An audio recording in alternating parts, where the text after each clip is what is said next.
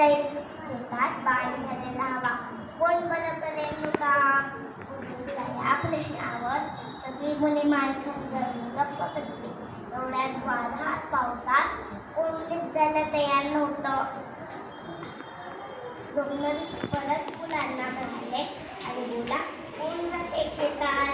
तेवढ्यात आरुणी नावाचा शिष्य उठला आणि म्हणाला गुरुजी मी जातो शेतात.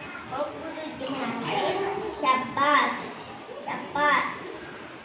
आरुणी शेतात गेला आणि काय शेतात पाण्याला सुरुवात झाली होती.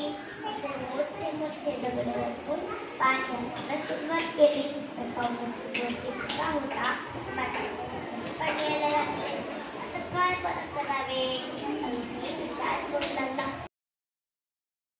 स्वामींकडे देखील खूप शिष्य शिकायला होते बरं का.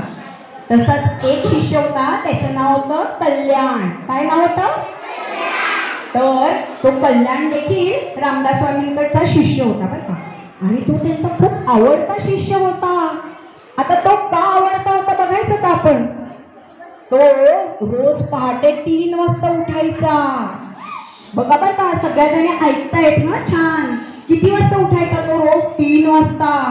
मग तिकडे सज्जनगडावर रामाचं मंदिर होतं ना, तिथे जाऊन रामाची पूजा करायचा, रामाला स्नान घालायचा.